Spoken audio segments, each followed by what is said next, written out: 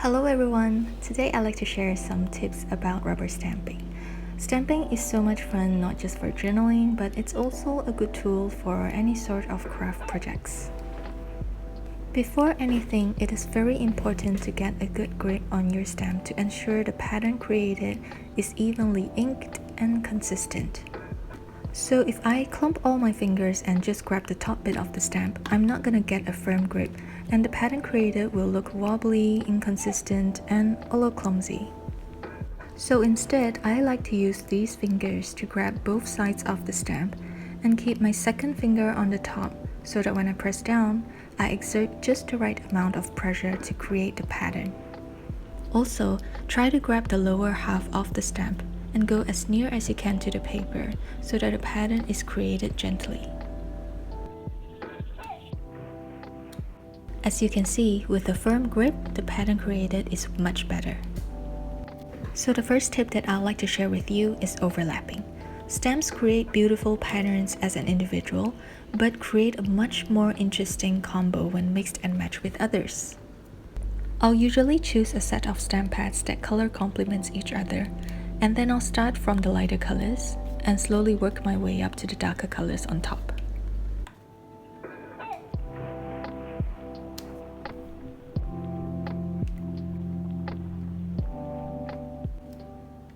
Then I usually like to give a final handwritten touch to the pattern. There you go! Let's do another one. This time I'll use my favorite Tabiyo anniversary stamp, a border stamp, and some leaves to be at the side.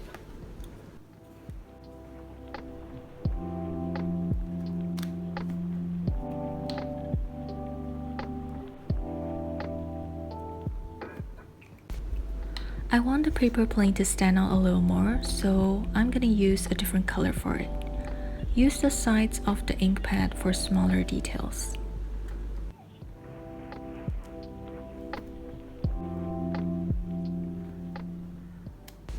And there you go, a nice and simple overlapping stamp combo. The next tip I like to share is coloring the stamps. Stamps become livelier when we coat them with various colors. For example, I'm gonna use a peach color for this flower and green for the leaves.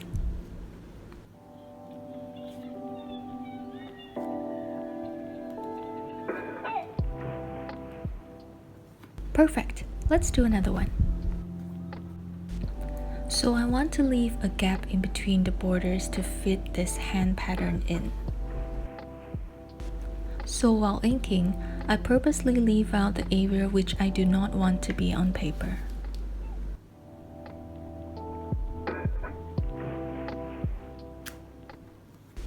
Great! So the gap I created will be perfect for this hand pattern to be fitted in. For the hand pattern, fun tip, I'm gonna use my brush pen to color them instead of using stamp pads because I wanted different colors for different areas. So using the brush pen allows me to color in these small little details perfectly.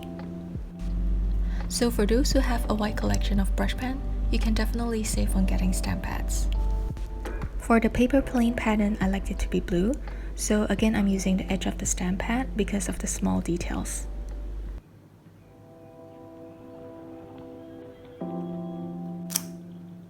Finally, a little handwritten touch, and there you go. This pattern is really suitable for cards like gift cards or birthday cards. The next tip, alignment. This tip is for those loose number stamps which I used to struggle so badly getting it straight last time. Until my trusty masking tape saved my life. This works wonders. Simply tear off a little bit of masking tape and it will act as a ruler.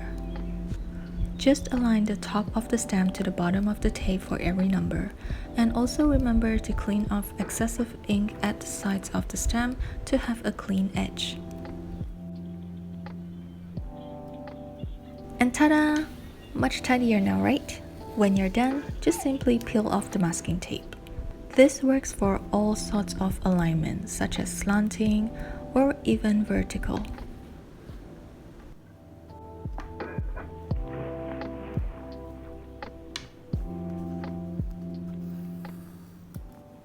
Of course, if you like it freestyle, just don't bother alignment and go all the way out.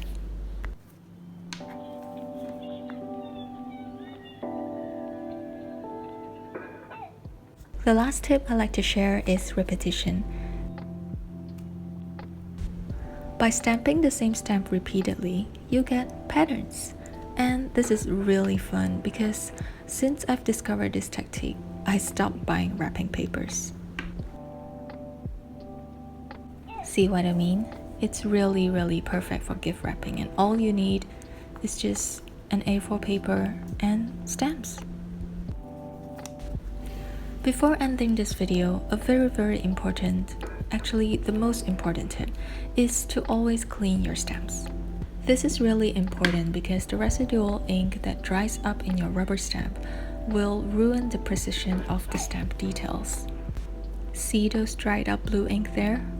You don't want that happening to your rubber stamp. With good maintenance, your rubber stamp is gonna last very long. So yeah, I hope you enjoyed today's sharing session. Do share the joy of journaling with your friends and family, and I'll see you in the next episode. Bye!